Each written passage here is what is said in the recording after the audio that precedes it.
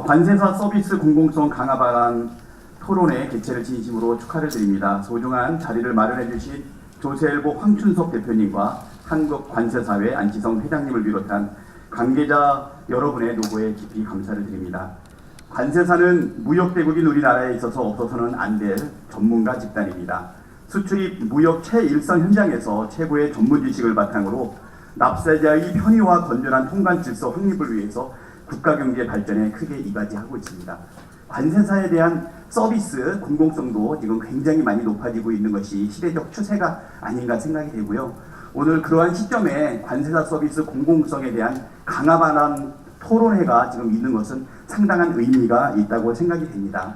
또 FTA가 확산됨으로 따라서 직무 영역이라든가 수행 방식이 지금 날로 다양해지고 있고요. 또 원산지 표지 등과 관련해서도 굉장히 지금 복잡해지고 있는 상황에서 우리 관세사 분들의 전문성을 강화하고 그다음에 공공성을 높이는 이런 토론회를 통해서 관세사 업계가 우리나라의 무역 확대와 그다음에 경제 발전에 크게 이바지할 수 있을 것으로 봅니다. 저도 공동 주최한 국회의원으로서 우리 관세사 업무 영역의 전문성과 공공성을 늘려서 국가 경제에 이바지될 수 있게끔 뒤에서 같이 돕도록 하겠습니다. 네, 감사합니다. 건승을 빌겠습니다. 무엇보다도 오늘 굉장히 뜻있는 토론회가 진행되는 것 같습니다. 관세사 서비스 공공성 강화 방안 토론회를 이렇게 주최해 주신 우리 조세일보의 황춘석 사장님 그리고 관세사회 안치성 회장님 감사드립니다. 대한민국 경제가 이렇게 작동하도록 바로 만들어서 길목을 지키고 또 대한민국의 물류 흐름, 수출입 흐름을 여러분들께서 바로 주도해 주신 겁니다. 우리 관세사 여러분들이 바로 대한민국 경제를 이렇게 만드신 주역이다. 저는 관세사 여러분들께서는 자격을 취득하면서부터 태생적으로 납세자 권익 그리고 통관 물류 흐름을 원활하게 하기 위한 그 자체가 사실은 공공성입니다. 오늘 소중한 의견들 잘 모아주시고 또 지혜를 모아주시면 저희들이 힘껏 우리 박상대 의원님 오셨는데 우리 민주당 우리 여당 아닙니까? 그리고 제1야당 아마 두 당이 합치면 뭐가 돼도 다 안 되겠습니까? 오늘 좋은 돈 모아주십시오. 그럼 저희들 열심히 뒷바라지하고 지원하도록 하겠습니다. 오늘 모처럼 우리 관세사 회장님도 와 계시고 또 조세일보 사장님도 와 계시고 이런 분들이 함께 지혜를 짜서 그야말로 우리 관세사의 롤 그리고 관세사 분들의 서비스의 향상 이러한 여러 그리고 특히 관세사가 어떻게 공공성을 갖출 것인가 이런 문제에 대해서 오늘 토론이 있는 것 같습니다. 이러한 토론을 통해서 관세사분들이 더욱더 좋은 서비스를 국민들에게 제공하는 그러한 기회가 됐으면 좋겠습니다. 감사합니다.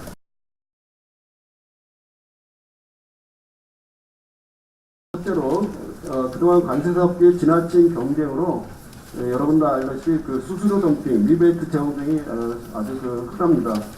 이런 문제점이 노출되어서 잘못하면 우리 관세사업은 앞으로 전립선택을 이용을 받을 수 있다. 실제로 우리나라의 경우 그 수출입 통관 건수의 90% 이상이 관세사에 의해서 업무가 이루어지고 있습니다.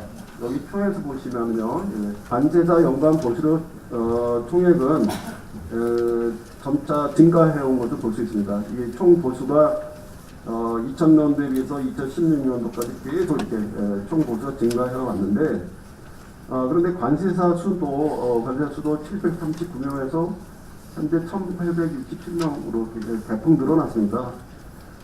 이번 신규 기업자가 이제 급증했다는 얘기인데요. 이러다 보니까 이제 관세사 1인당 평균 보수액은 감소할 수밖에 없는 그런 추세다라고 얘기를 하셨습니다. 현재 이제 의뢰인과 관세사 간의 보수 결정은 사실은 그 우리 민법에서 말하는 위임 계약에 의해서 의뢰인이 이제 그 우리 화주라고 얘기했을 때 화주가 이제 위임을 해서 관세사가 업무를 맡게 되는데요. 이 관세사 보수가 자율화된 이후에 이 보수 결정은 이 관세사가 요구하는 금액을 받을 수 있는 게 아니라 뭐 갑과 을로 비교하자면 굳이 얘기하자면 갑의 입장에 있는 협상력에서 위에 있는 화주의 요구대로 결정되는 지금 추세에 있다라고 얘기할 수 있습니다. 더군다나 이 관세사는 다른 자격사보다도 공익을 위한 활동이 좀 더 많은 것 같아요. 보니까 뭐 밀수 방지, 테러 방지, 마약 수출 특과 이런 내용들이 다 관세사와 또 관세사의 업무와 관련되어 있는 내용들인데, 그래서 공익성과 공공성이 좀 더 다른 직업보다 강조되고 있다라고 얘기할 수 있죠. 그다음에 보수 결정에 영향을 미친 요인을 살펴보면, 첫째가 종업원 급여는 계속 상승하고, 그다음에 물가도 오르고 있다. 요 근래 이제 그 물량 확보에 굉장히 열심히 노력을 하고 있고 영업 활동을 활발히 하고 있는데, 개인이 처리할 수 있는 업무량은 한계가 있기 마련입니다. 관세사 업무량도 한계가 있기 때문에 적정 보수를 받을 필요가 있다라는 거고요. 그다음에 세 번째, 관세 행정청과 함께 관세 행정을 사실상 수행하는 역할을 합니다. 그래서 우리가 신고 납부를 해주고 또 통관 질서를 유지해주고 하는 거는 결국은 우리 관세 행정의 일부 역할을 국가가 해야 할 일을 이 관세사가 일부 하고 있기 때문에 이 보수를 우리가 적정하게 산출할 때도 그런 점을 좀 고려를 해야 된다라는 얘기입니다. 그러면 관세사 보수 체계를 제도화하기 위한 현실적 방안이 뭐냐? 저는 크게 이제 보수의 적정화와 보수 기준에 편편하다라고 봤고요. 관세사 업무를 단순히 시장 경제 논리로 설명하는데 한계가 있기 때문에 관세사 보수도 시장 경제에 맡겨버리는 것은 문제가 있다. 다시 말해서 관세사 보수를 적정하게 지급하는 것은 관세 서비스의 집중 수준을 높이고 의뢰인의 만족도를 높이는 데 매우 중요하다고 얘기를 할 수 있습니다. 그래서 제가 생각하는 보수 기준의 제시 방안은 관세사회 회칙으로 보수 기준을 제시하되 보수와 실비를 구분해서 이 비용은 비용대로, 보수는 보수대로 따로 정하고 거래 유형별로 상한액을 정하는 게 가장 바람직하다고 보고 있고요. 관제사업에서 동업과 명의대여의 문제입니다. 명의대여 원인을 분석해 보면요, 첫 번째가 수익성 악화로 우리 미래가 불확실하다는 거죠. 그래서 사무실 운영하는 게 어렵다. 그런 취지에서 명의대여가 이루어지는 거죠. 명의대여 원인을 한번 살펴보면은 실무 능력이 부족한 관세사들이 사무장한테 지나치게 의존하고 있다. 그동안 그 명의에 대한 징계와 처벌도 미약했습니다. 여기 처벌 현황 보면은 뭐 실제 일어나는 거에 비해서 처벌은 굉장히 미약하다는 걸 금방 알 수 있습니다. 명의대여 방지 방안은 뭐냐? 관세사의 책임과 관리로 사무실을 운영해야 된다라는 게 제일 중요한 것 같습니다. 모든 사무실의 운영과 관리, 그 다음에 계약 체결 등을 관세사가 직접 해야 된다라는 게 중요하고요. 다음으로 형사처벌을 좀 더 강화할 필요가 있다.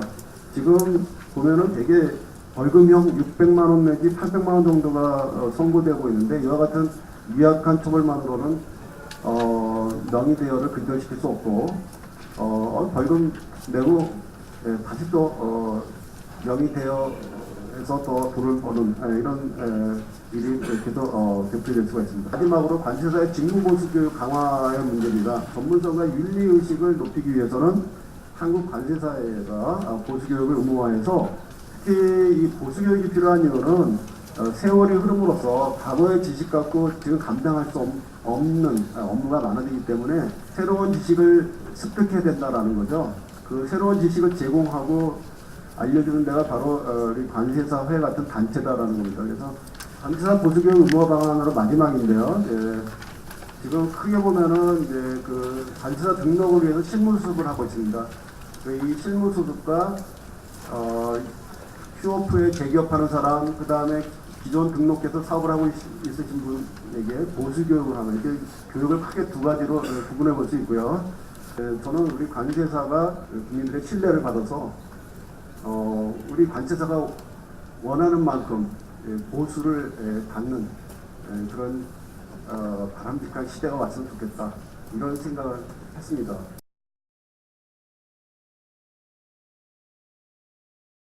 제가 보기에도 일반론적인 관점에서 보기에도 이 보수 요율에 대한 어떤 기준점 아니면 가이드라인을 제시하는 것은 다른 전문 자격사라든지 단체와 비교를 했을 때 충분히 그 논의 검토할 수 있는 부분이 아닌가라고 생각이 되고요. 다만 이제 공정거래법에서 제한하고 있는 사업자단체의 어떤 경쟁 제한 행위에 대한 그 규제를 어떻게 충돌하지 않는 방향에서 이끌어낼 거냐 하는 문제에 대해서 고민을 하면 되지 않을까 싶고요. 왜냐 그러면 지금 사회적인 이제 논의가 지금 많이 되고 있는 사회적 담론 중에 하나가 사실 지대 추구의 문제가 있습니다. 렌트 시킹 하는 문제인데 사회적으로 기존의 기득권이 이 사회 전체의 어떤 이익에 얼마나 부합하고 있느냐에 대해서 계속적인 어떤 문제 제기와 비판 여론이 나오고 있기 때문에 보다 전문성을 갖춰서 사회적인 공익에 기여할 수 있는 그런 역할에 대한 고민들은 관사사 여러분 스스로가 해줘야 될 부분이라고 생각이 되고요. 단순히 법과 제도가 만들어진다고 해서 그걸 모든 게 충족될 수 있는 것은 아니다. 그런 관점에서 보면 이제 직무 보수 교육 이 부분이 저는 굉장히 중요하다고 생각합니다. 그러니까 단순히 많은 그 전문 자격사 단체에서 하는 게 의례적이고 사실 그냥 관행적으로 진행되는 그 보수 교육 같은 게 굉장히 많은데 그런 게 아니고 FTA 관련된 규정이 굉장히 복잡해지고 있기 때문에 그와 관련된 현장에서 실질적으로 필요한 보다 전문화되고 체계화된 전문성을 함양할 수 있는 보수 교육을 강화하는 게 관세사의 어떤 전체적인 전문성을 높여가고 사회적인 어떤 인식을 높이는 그런 과정이 아닐까. 기본적으로는 저는 그렇게 생각을 하고요. 법률적으로 나타나는 공공성은 여러분들이 잘 말씀을 해주셨으니까 우리가 실제 직무를 할 때 우리의 공공성이 어떻게 구현되고 있나. 첫째, 관세사는 신속 정확한 수출입 통관 절차를 이행함으로써 국민경제 발전에 이바지한다. 부정 수출입에 대한 예방적 관리 기능을 합니다. 관세 및 내국세 징수 1차 징수 기간입니다. 우리 수출 신고 입력 세세한 사항을 한 건도 빠짐없이 다 전산자로 입력시키고 있습니다. 이러한 통계자료는 국가 경제정치에 수립을 하는 기초 자료로서 아주 유용하게 작용하고 있습니다. 그 다음에 국가 안보를 위한 전략물자 관리 및 마약, 부정식품 등 사회 안전을 위하는 물품 반입에 대한 1차적 검증 기능을 하고 있고요. 그 다음에 요양관리법하고 직접재산권에 대해서 보조적 관리 기능도 수행하고 있고 FTA AU 컨설팅하고 관세 심사 업무에 관련한 컨설팅 및 대행 업무를 수행함으로써 이 수출입 업체들은 경쟁력 강화에 크게 기여하고 있습니다. 우리는 매일 하는 일이 국민 경제를 위한 일이에요. 바로 연결이 됩니다. 그러면 이런 공공성을 담보하기 위해서 각종 규제 장치를 마련해놨습니다. 관세법에도 해놨고 관세사법에도 해놨고 관세사 해치기도 해놨고 왜? 관세사니까. 당신들은 공공성이 있으니까 이렇게 해야 된다. 이만큼 규제 사항을 했으면은 관세사들한테는 어떤 제도적인 지원, 공공성을 강화할 수 있도록 좀 도와줘야 될 거 아닙니까? 사명하고 소정의 보수 규정이 이번에 신설됐어요. 바람직한 일이죠. 그래서 저는 좋은 기회가 왔다. 우리가 이 법 규정을 최대한 활용해가지고 다시 건전한 관세사 제도로 발전 승화시키는데 계기가 왔지 않았느냐. 그래서 소정의 보수의 의미가 말 그대로 정해진 보수예요. 정해진 보수. 정해진 보수를 받아라 이겁니다. 그래놓고 법률 규정에 어떻게 한다는 규정을 싹 빼버렸어요. 우리가 어떻게 정하려고 그러면 법률에 근거가 있어야 될 거 아닙니까? 그래서 이번에 소정의 보수를 받는다. 소정의 보수는 뭐 관세사 해치기로 정한다. 또는 소정의 보수는 시행령 시행규칙으로 정한다. 이거 뒤에 게 빠져버린 거예요. 법률에 구체적으로 소정의 보수를 정할 수 있는 법률 근거를 요번에 개정입법에 좀 반영시키도록. 다음에는 보수율 폐지가 어떠한 자유경쟁 질서를 확립시켜가지고 폐해를 몰고 왔느냐. 전문성 약화. 일정한 규모 이상의 중소기업, 대기업은 다 경쟁 입찰을 시켜버립니다. 상품하고 똑같이 취급해요. 싼데 주겠다 이거죠. 그 다음에 리베이트, 명의대여 이런 현상이 막 벌어지는 거예요. 그 다음에 이제 빈익빈, 부익부 현상이 우리 관세사 업계에서도 일어나고 있다는 거예요. 자료를 보시면은 1130개 사무소가 전체 관세사무소인데 대한민국에 215개 사무소가 한 달에 1,000만 원 미만이에요. 19%를 점유하고 있습니다. 전체 관세 사무소의 15.8%에 불과한 178개 사무소가 전체 물량의 51%를 점유하고 있어요. 예, 이 자료는 관세사 사무소 월요일 보수 실적표인데 2017년 12월 실적입니다. 1130개의 사무소가 469억 3,100만 원의 실적을 올렸습니다. 그런데 이 수치는 7년 전인 2000년 12월 실적 475억 6,300만 원보다 6억 2천만 원이 감소한 실적입니다. 반면에 동기간의 무역 규모는 68%가 상승하였습니다. 관세사 보수는 무역 규모에 비례해서 증가하는 것이므로 관세사 보수도 그만큼 증가되어야 하는 것이 원칙입니다. 그리고 동기간의 물가 상승률 14% 누계에 이러한 인건비 상승 요인을 고려했을 때 또 관세사 업무 영역으로 새롭게 FTA, AO 관세 등 심사에 대한 컨설팅 업무 대행 업무가 확장이 됐어요. 이런 걸 고려했을 때 2017년 보수액은 2010년의 약 2배 이상으로 나타나야 될 것으로 추정하는 게 결코 무리가 아닙니다. 그런데 현실은 어떻게 됐습니까? 7년이 지난 2017년 보수 총액이 오히려 2000년보다 감소했다는 거예요. 보수 체계가 붕괴된 거죠, 한마디로. 왜 이렇게 되었을까요? 일정 규모 이상의 대기업과 중소기업들이 통관 보수를 경쟁 입찰에 붙여가지고 표준 원가에도 못 미치는 보수를 강요하고 있고, 관세사 사무소들은 완전 경제 시장에 살아남기 위해서 공공성과 전문성을 뒤로 밀어놓은 채 영업 파트를 신설하거나 리베이트, 부당 덤핑 등의 요율 경쟁이 치열해지면서 지금 상황이 이래요.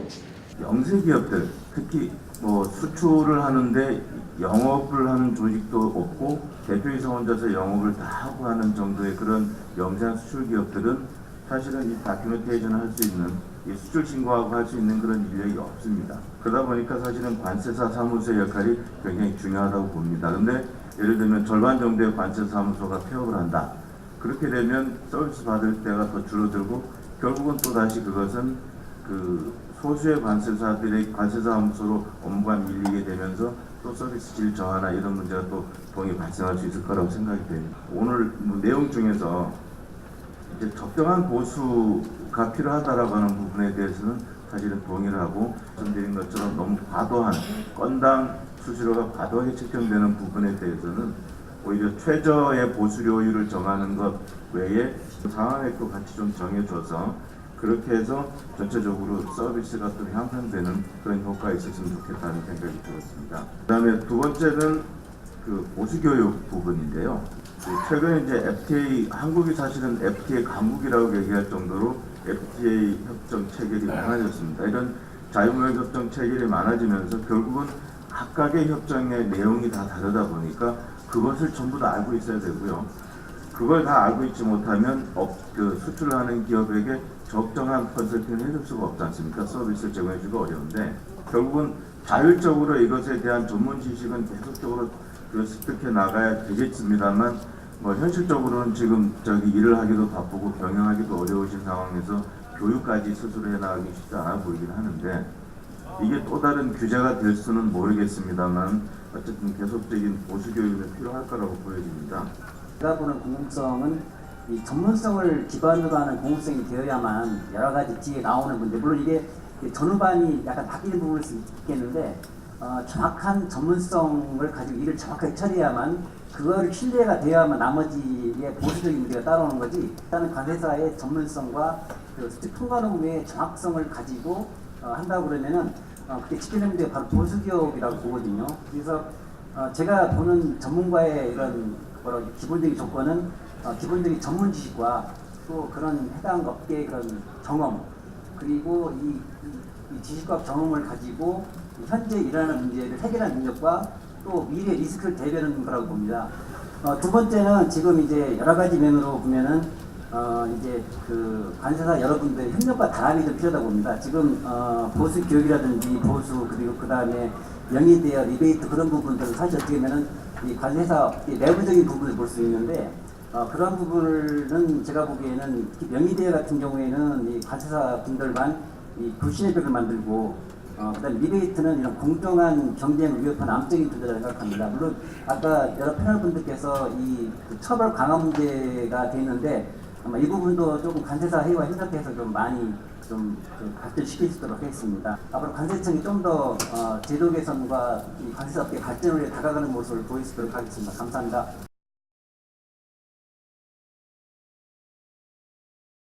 이미 공공성은 확보되어 있습니다. 다만 공공성을 저해하는 요인이 있겠죠.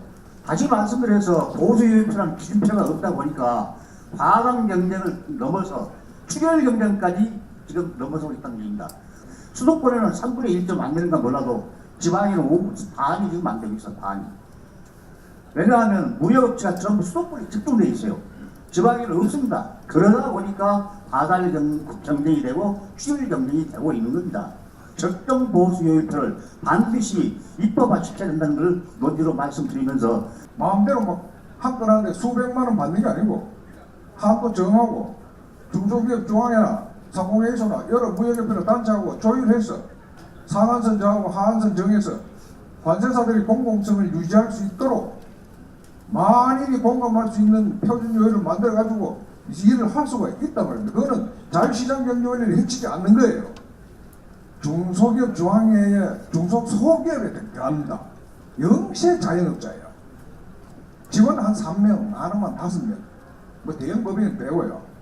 그렇게 더 내리고 있는 매초에 한 달에 2천만 원에서 2,500만 원, 1,000만도 못하는 영세 자영업자고 중소기업의 중소기업 중앙회 보호를 받아야 될 전문 자격수단입니다. 그동안에 한국 관세사의 발전, 저희들 회원들의 권익 향상, 보수요율 문제에 대해서 신경을 써주셔서 감사를 드리고, 김두현 우리 교수님께서 적정 보수요율을 산정해가지고 최소한도로 최고요율은 이렇게 돼야 되겠다, 최저요율은 이렇게 되겠다, 수출은 얼마 되겠다, 수입은 얼마 되겠다, 과거의 것을 판단해가지고 하원직 저희들에게 제시해서 우리 조세일보에서 그걸 발표해 주시기를 부탁드리면서 말을 듣겠습니다. 대단히 감사합니다.